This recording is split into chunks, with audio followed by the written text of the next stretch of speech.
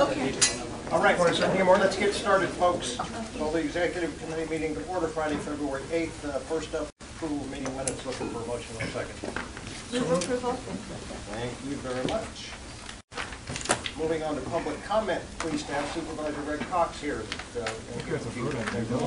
Oh, I'm sorry. All those in favor? Boom. I thought because everybody's moved it from second. Yeah. Supervisor Greg Cox. Trying to type my first vote. Well, I know it was.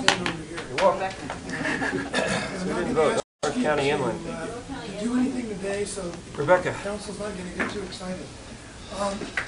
You know, the problem with transborder sewage has been around since going back to the 1930s, and it's an issue that certainly the city of Imperial Beach, the city of Coronado have really shared the brunt of the effects of that.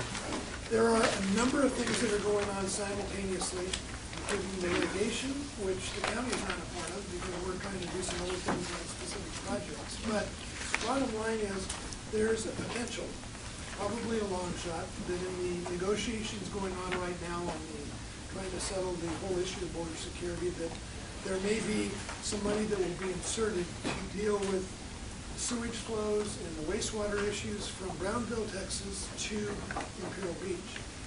Through the efforts of the EPA, we've been able to get, and you'll see it on the list there, a list of $340 million in projects that go from Brownville to Imperial Beach. And probably the most important one for most of us here at this table is item number 27, which is a $36.8 million request to basically capture that sewage at the rivers that's coming into the United States and then put it into the IWC's facility, or it could be the city of San Diego's wastewater treatment facility, or probably worst case scenario, just put it in the outflow.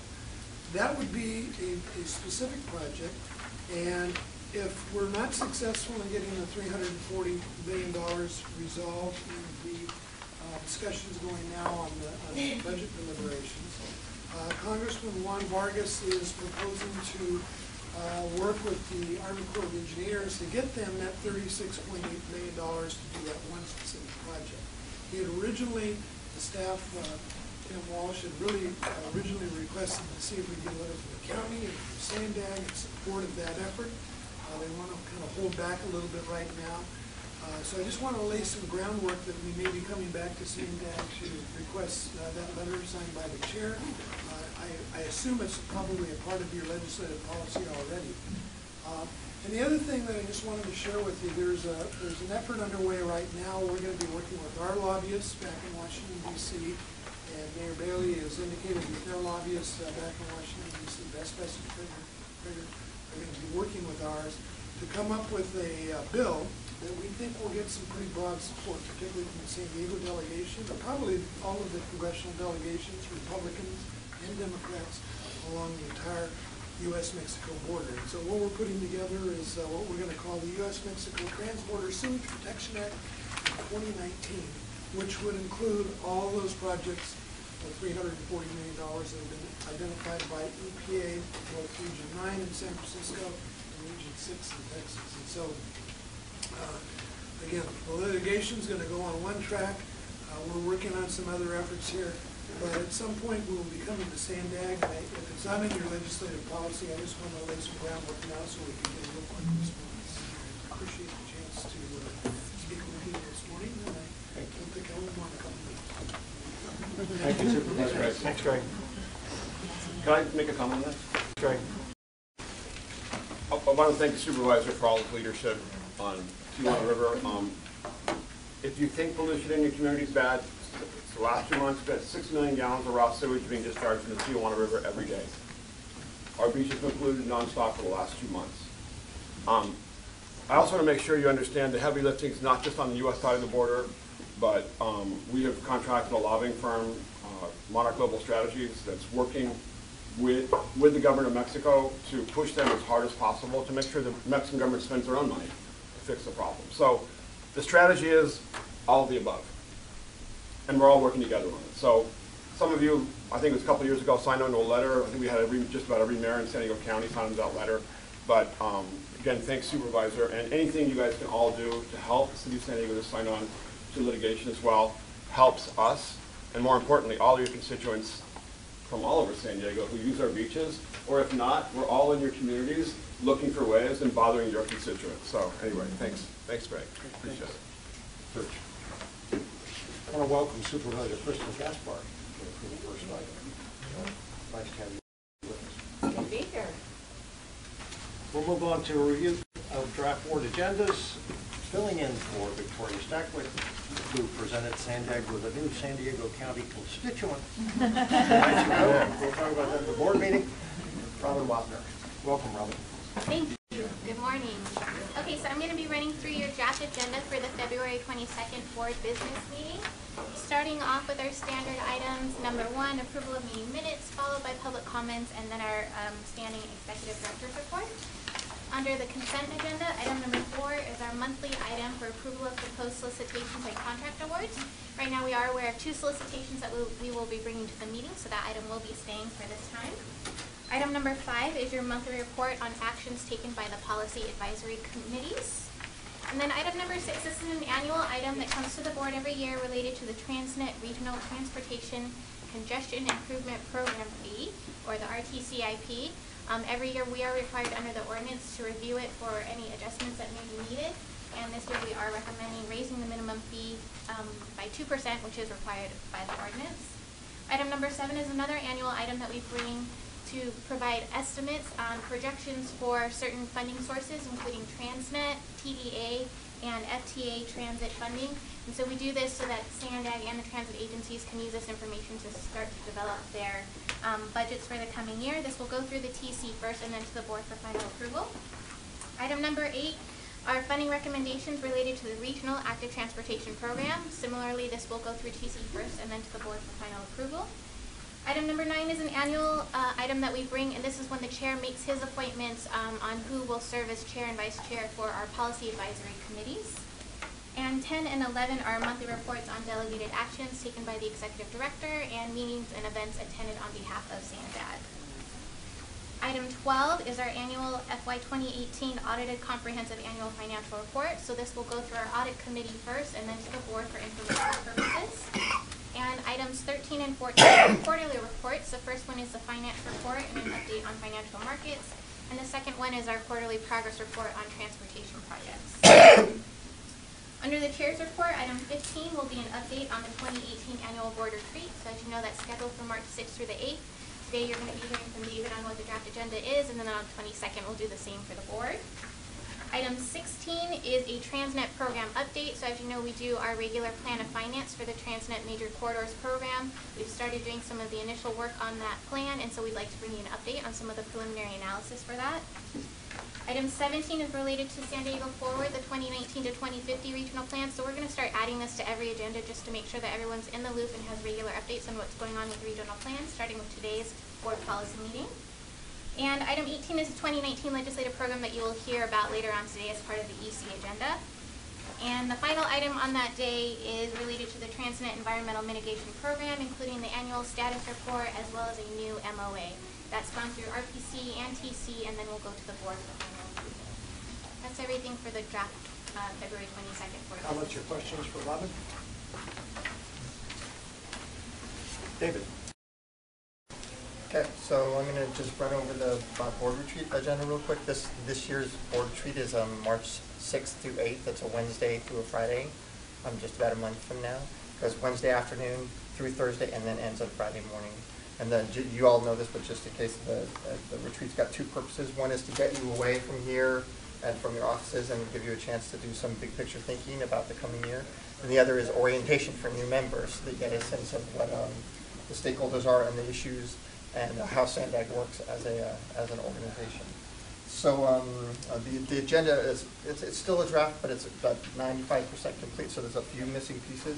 The things you won't hear about, we're working on some videos. So we may be asked to participate in some video that we're working on for the retreat, and there's also a kind of a stretch your legs activity that's not quite in here yet because we haven't quite figured out exactly what it is. So it's basically 4 pieces. The afternoon of Wednesday is orientation. It's meant to be help new members, as I said, get used to Sandag, but also to give veteran members an opportunity to kind of engage with stakeholders and engage with Sandag staff too. So it should be of value to everyone that comes to the retreat that day. And then the second piece is big picture thinking and in terms of our future and more board interaction. And third piece is technology, and the fourth piece is airport connectivity. And then there's individual sessions that I'll just go through real quickly to describe what we're going to do. So orientation is first a brief orientation with Kim and Hassan, and then we'll have a series of meet the stakeholder kind of roundtable discussions. Be similar to this, but with a few stakeholders and a free discussion, so that veterans can ask our stakeholders kind of what their thoughts and feelings are and enjoy a free discussion. But the new board members can see kind of who they're going to see. So we're going to cover 3 issues there in a half-hour apiece. One would be the environmental stakeholders, housing stakeholders, and business and labor stakeholders. So as an example, Gretchen's here. Gretchen would be in the environment or the business and labor group, and she's been invited. So we're inviting a few folks like that, faces that you can see, and encouraging interaction. So the third piece for orientation is something we did last year. We called it Lightning Learning. It's basically a set of tables, and there's a director at each table, and it gives you a chance in small groups to interact with Sandag staff. So, and hopefully that results in you guys being able to freely ask questions about the issues that are on your mind of the directors, and it also kind of it supports this sort of orientation idea too. So the subjects on those are regional plan network development, auditing. And we're hoping to get our new performance auditor if possible, but that might not be possible. Transportation funding, economics and demographics, and ongoing construction projects.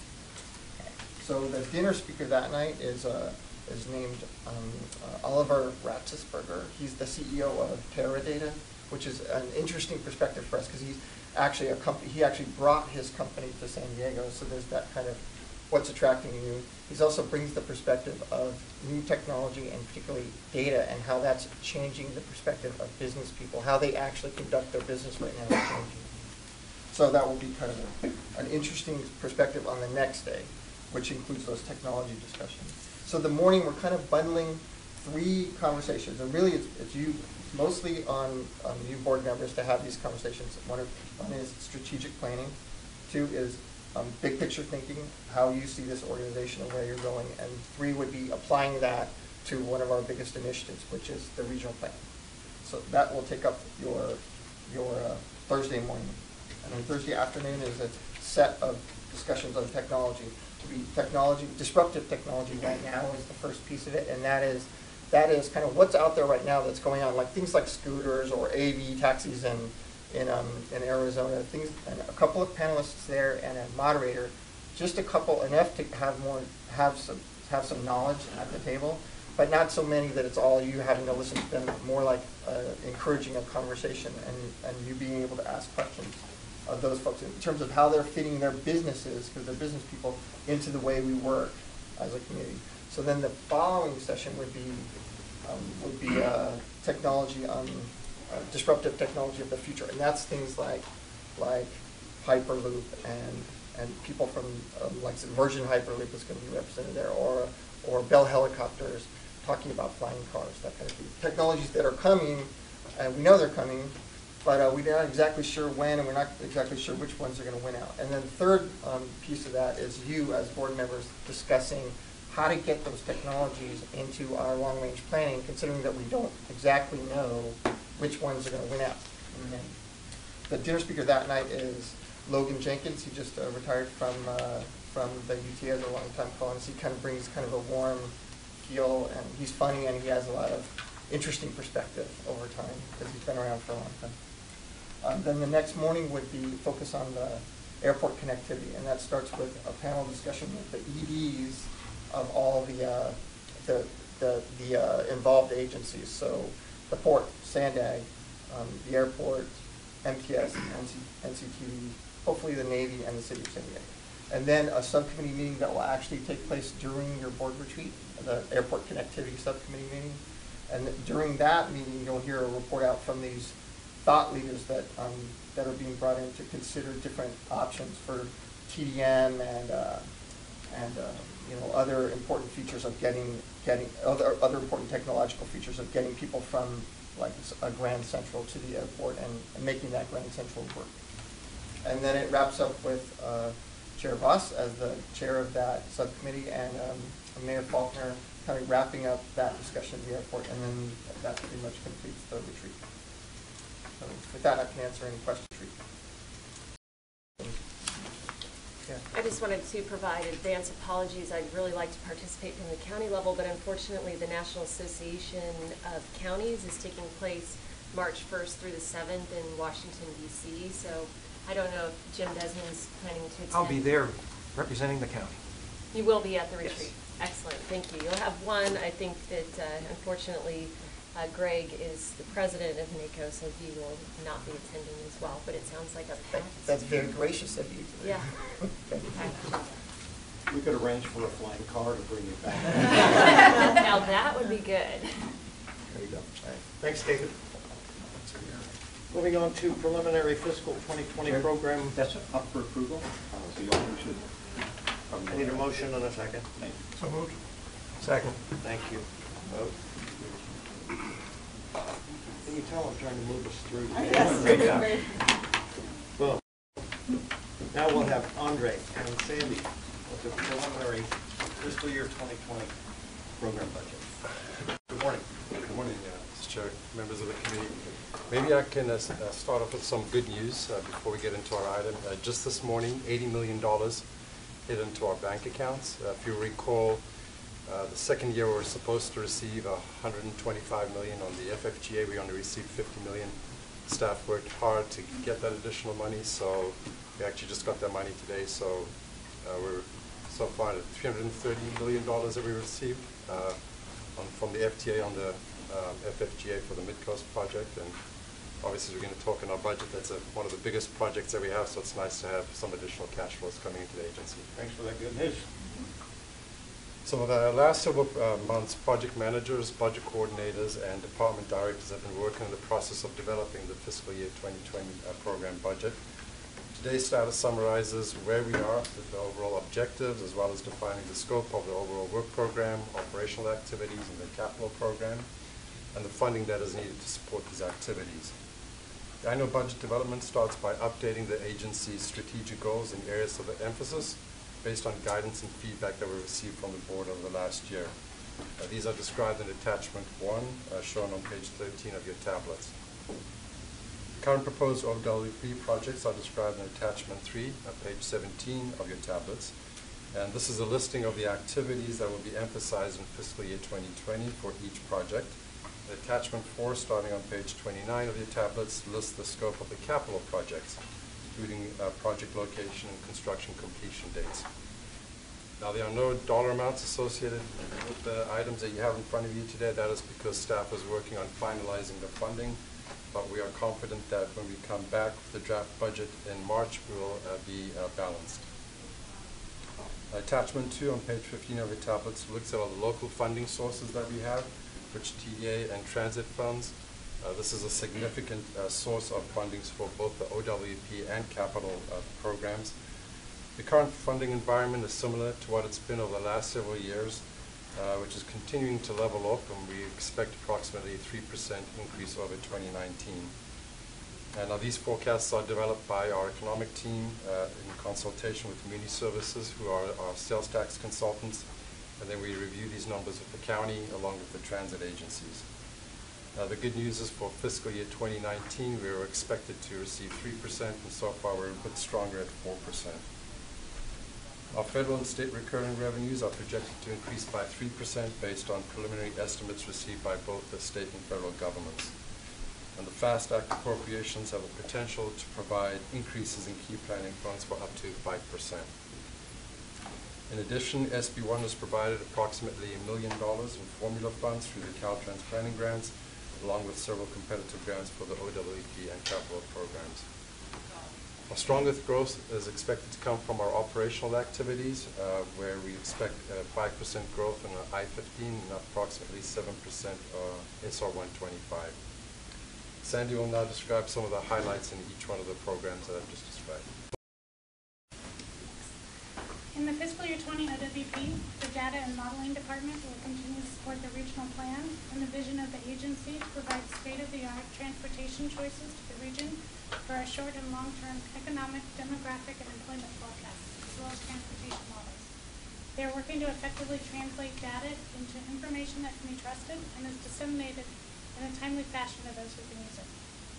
In planning, work continues on the update of the regional plan as we work to incorporate the feedback we received from the extensive outreach we conducted in 2018, and develop a new transportation vision to provide the San Diego region with an advanced system using the latest technologies to provide competitive choices for all users, as well as a new Grand Central station with a connection to the airport. Work will continue on development of the Regional Housing Needs Assessment Plan through the newly formed RENA Subcommittee. Additional ongoing activities include working with North County Transit District on a comprehensive operations analysis of their entire system and continued efforts in regional energy planning with our member agencies. New activities will focus on a new climate action planning program to be made available to member agencies. Regional operations will complete the implementation of the fleet management system for the Freeway Service Patrol by integrating it with the CHP's dispatch system. They'll complete the upgrade of the roadway toll collection technology for I-15 and SR-125, as well as complete the upgrade and consolidation of the two into a single regional back office system. In smart mobility services, we plan to support local jurisdictions with planning and policy development, including regional micro-mobility coordination to establish guidelines and best practices for policy implementation. And in the capital program, the Midcoast project is over 50% complete, with work continuing on the bridges at the north end of the project, and systems work ramping up throughout the corridor. On the North Coast Corridor, managed lane construction from Manchester to Palomar Airport Road will continue on I-5, as will construction of 5 miles of low-span double track, and the final design of another 5.5 miles of double tracking. And then Andre's going to discuss the next steps of the budget process.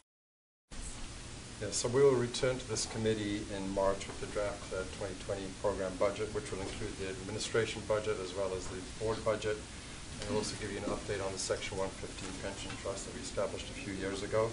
We'll also take a look at the contingency funds for each of the programs. We'll then seek authorization to distribute the document to the funding agencies for their review by the March 22nd meeting. And at that board meeting, each of the department directors will provide highlights of their areas and how their departments enable us to achieve the strategic goals established by the Board of Directors. Staff will then return in May with the proposed final budget, seeking your recommendation to the Board for approval at the May 24th meeting. So thank you for your consideration, and Sandy and I, the rest of the directors, are here to answer any questions you may have. Thank you both. Hassan? Thank you, Mr. Chair. So a couple of things on the budget, and obviously this is not in the information today. I will be coming to you and to the Board of Directors for some adjustments in the budgets. Specifically, we hired an internal auditor that was not there before. It's not funded by the state, it's not funded mandate.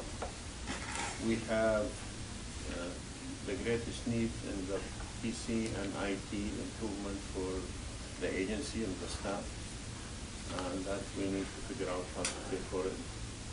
And we have a few initiatives that you already heard about, like the big data.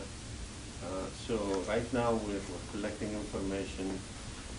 Kim and myself are talking to Andre and the staff.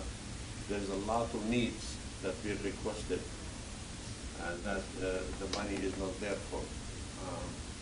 And some of those needs are critical to the operation of the agency and having the agency be ready to move forward with the technology. So this is an overview. Stay tuned.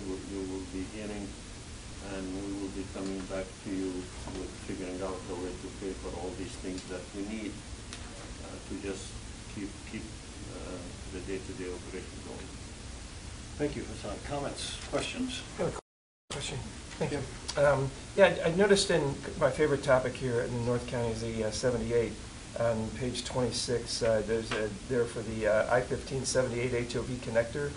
The project limits actually shrunk from what my understanding was before. Originally, it was going to go from the 15 to Twin Oaks Valley Road, and now I see the project limits are restricted to Nordall Road, which is further east. And basically, since this is an EIR that's being done, I would like to see it expanded as much as we possibly can to capture the EIR. I understand potentially the actual construction project might be less, but the EIR would like to expand that as far as we can if we don't have any impediments and capture as much turf. So when this comes back, I'd like to have a discussion We are looking on those into project it. limits. We got the request from your staff and we're looking into it. Okay, and if we could get that cleared up before this comes back with numbers, I'd appreciate it. Mayor Sal. Yeah, thank you very much. So, relative to making some adjustments to the proposed budget, it shows that there's an allocation of $5 million for the advancement of our grade separation studies. And so it's an appropriation of $5 million in the year 2020. I would like to request that instead of the $5 million all at one time, that it be staggered so that we receive $1 million in 19, $2 million in 20, and then $2 million in 2021. Okay, thank you. Thank you, Mary. Other comments, questions? Good. This is not an item that needs to be voted on. Discussion on this. We will move on to legislative updates. Once again, filling in for Victoria. Rob.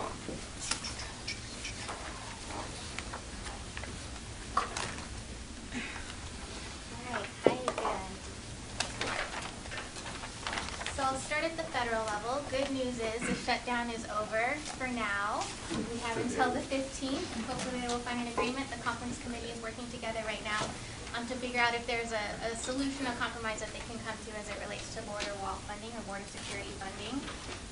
Also good news is that Sandag was not impacted directly by the shutdown. We are moving quickly right now while government is open to draw down on some of the funding that we're due from the federal government, and we'll continue to keep a very close eye on what happens next.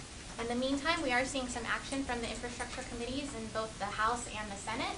There was a committee on the House side yesterday, and there will be a committee on the Senate side tomorrow, next week to discuss the infrastructure package that we've been hearing about for quite a long time. Again, it looks like there's some renewed momentum right now around those discussions, and so Sandag's definitely going to be participating in those conversations to make sure that we can help inform whatever the final product may be, should there be an infrastructure package that comes to fruition. At the state level, the administration is in full swing. We are still keeping a close eye to see if there's any new appointments that may impact Sandag. So for some of those agencies that we deal with the most, for example, CalSTA, which is the California State Transportation Agency, there haven't been any new appointments yet. Secretary Brian Annis is still in place. Same for Caltrans, where we have Lloyd Berman as the director. At Housing and Community Development, Ben Metcalf remains the director. We actually saw him earlier this week. And at ARB, we have Mary Nichols. That being said, there are some appointments on the AR Resources Board. There's a new one. We have now County Supervisor Nathan Fletcher representing the region on that board. And at the CTC, or the California Transportation Commission, Commissioner Madaffer actually recently resigned, so there's going to be 3 open appointments on that body. So again, that's something that we're watching closely to see who the governor puts in those seats going forward. That's a body that we work with very closely as it relates to funding coming to the region. At the legislative level, February 22nd is the deadline to introduce new legislation for this year. So far, about 550 bills have been introduced, but we can expect that that will triple or quadruple in the next week or so. On an annual basis, typically Sandag monitors about 200 to 300 bills, and so as soon as that long list comes out, we'll be going through all of that to see which bills may impact us either directly or indirectly, and then keeping this executive committee apprised of all of that legislation. In advance of that legislative deadline, Hassan and I actually recently traveled to Sacramento earlier this week and met with several of the key committee chairs as well as some of our San Diego legislative delegations. So that included Chairman Bell, who chairs the Senate Transportation Committee, Chairman Weiner, the chair of the new Senate Housing Committee, Chairman Frazier of the Assembly Transportation Committee, as well as others. We had some really great meetings. I would say the 3 takeaways in my mind were, 1, in 2017, we saw a lot of action from Sacramento on transportation, obviously SB1, as well as housing, SB2. And we've seen that the legislature continues to build off of that. So last year there was a lot of work related to RENA, and we know that this year there's going to continue to be more work related to RENA. It looks like Governor Newsom and the legislature are now poised to kind of build on the next level of that, whether it's through redevelopment, looking at enhanced infrastructure finance districts, or looking at opportunity zones from the federal level to see how we can start to bring those together, transportation and housing, to really maximize the investments that we're making in our communities. So that's the good news. The bad news is that as they're looking at that, they're also starting to make some linkages that weren't there before. So I'm sure you heard in Governor Newsom's inauguration speech, he made the statement that if you're not meeting your housing goals, then maybe you shouldn't be getting your transportation funding.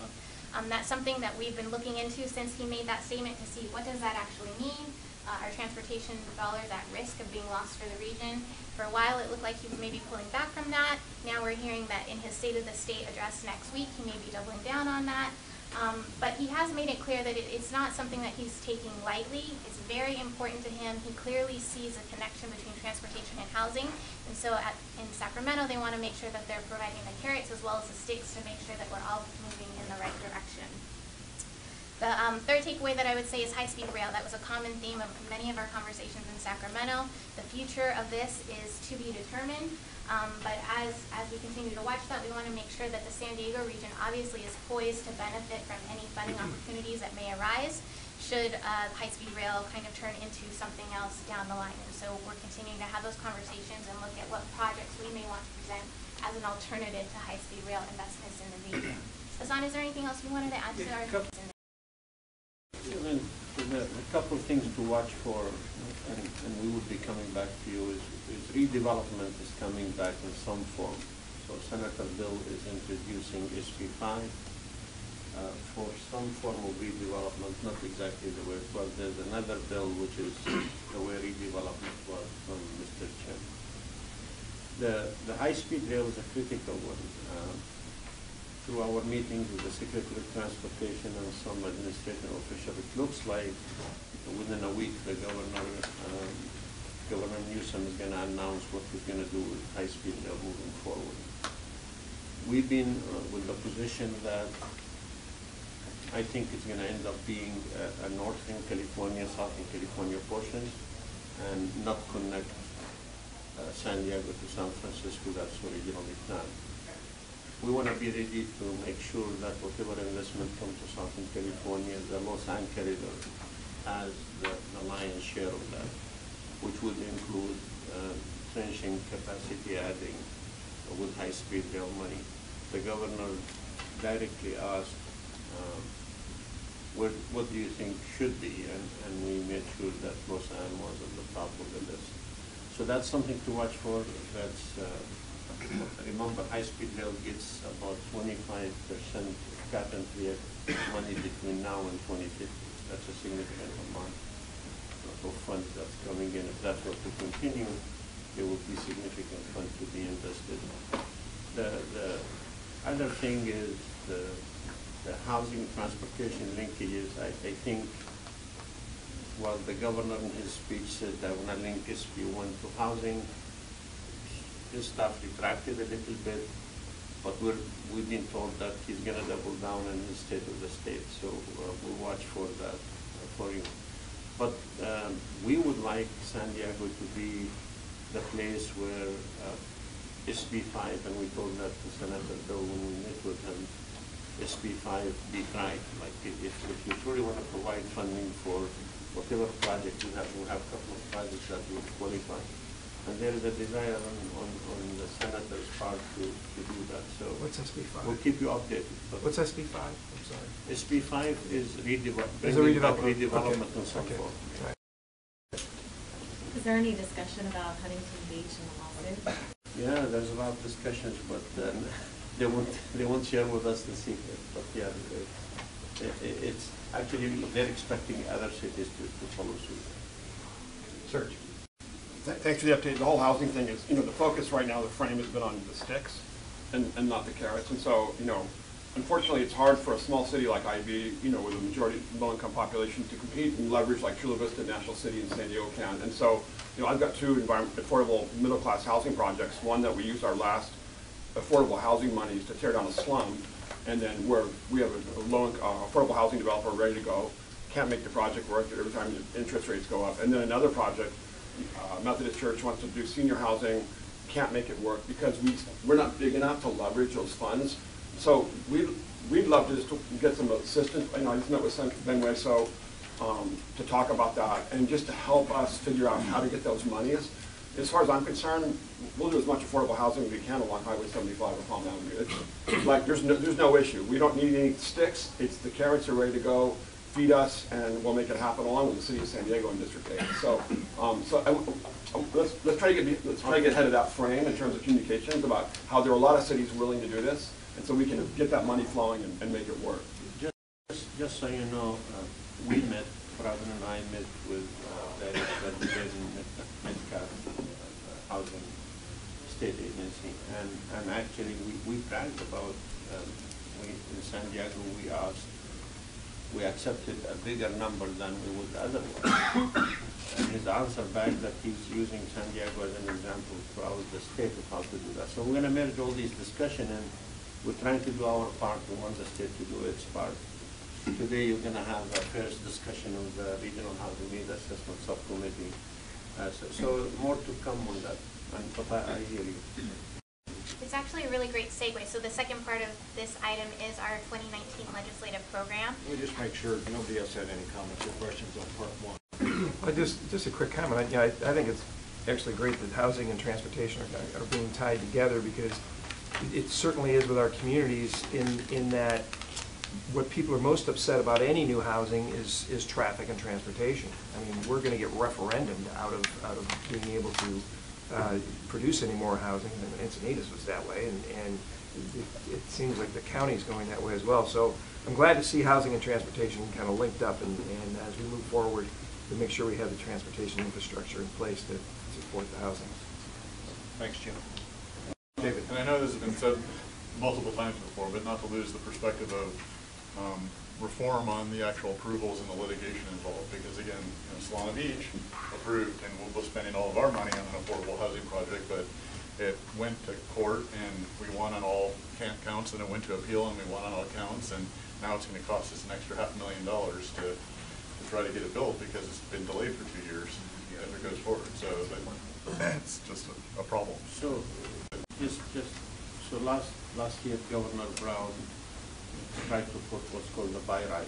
How many of you would support the buy right proposal, which means, like? I don't think any of us would support it, but it's going to get shoved down our throat. Well, I mean, you should expect something to that effect if you want to be relieved from lawsuit and administrative headache to be coming down part of that proposal. Well, that doesn't stop the lawsuits. Right. They're going to happen anyways. They could, yeah, they could, but that could minimize the When you have $1 billion industries that are fighting for the environment, they're not going to let some governor's decree stop them from suing every municipality or county. Let's move on to 2019 proposed legislative program. Okay, great. So building off of the conversation that you just had, every year we do bring a legislative program to the executive committee and ultimately to the board. Your committee is charged, delegated from the board, to review and help figure out how we're going to respond to state and federal legislation. So we always bring that to you first for full vetting. And it really, the idea is that this legislative program serves as a framework to help guide our activities going forward for 2019. It's a collection of objectives and goals that we have been building on since 2002. So it's pretty all-encompassing to make sure that we really are representing the diverse interests of the agency and everything that we're involved in. And today's letter from Supervisor Cox is a great example to just kind of show you how we practically use the legislative program. When something like this comes up, the first thing we do is go to the chart that we have and see, is this something that the EC and the board has already kind of given us the authority to look into, support, sponsor, something like that. And then we come back to the EC and let you know what sort of action we're going to take in response to whatever may have come up. So on pages 78 of your iPads, we've added this year a cover sheet to help you see what our priorities are for this year. And you'll see that that covers funding, the regional plan, airport connectivity, technology, housing, affordable housing, as well as climate and energy. And I don't think any of these will be a surprise for you. As I said, it's pretty consistent with the conversation that we just had. As it relates to funding, obviously, we are constantly on the lookout to find dollars at the state and federal level that can help to maximize and leverage our Transnet sales tax dollars so that we can expedite and accelerate the delivery of our capital programs and policies. As it relates to, and I should say for a lot of these, we play offense as well as defense, right? So offense, we're looking for the dollars. Defense, we're watching any kind of actions that are coming down from the state. We were just talking about the transportation and housing that may be punitive or undermine our efforts to deliver projects so that we can respond accordingly. For the regional plan, last fall, the Board of Directors did approve an extension to the timeline for the regional plan, and you'll be receiving another update later today. As we continue to work through that process, we'll be taking any sort of legislative or policy action that we need to ensure that we're remaining in compliance with state and federal requirements as it relates to the regional plan, and again, looking for any kind of resources or tools that we may need to help implement projects and policies and programs that are included in our regional plan, which directly relates to the airport connectivity project. Obviously, this is a major priority for the region. We have our subcommittee that's met twice now. As they continue to work through that process and identify solutions for our airport connectivity, we'll be looking to see if there's any kind of legislative remedies that we need or funding to help deliver whatever the ultimate project is determined to be.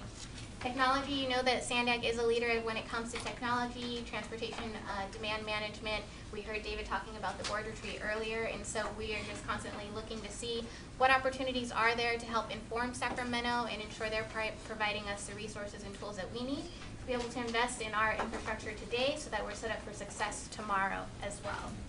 And then housing and affordable housing, we talked a lot about that. Redevelopment, I think we're definitely poised to align and partner with Sacramento this year as it comes to some of those issues, given that we are in the midst of our RHNA plan cycle. We're having our first RHNA subcommittee meeting later on today, and so we're continuing to keep our delegation apprised of all of those conversations so that we're positioned well in Sacramento to benefit from those discussions.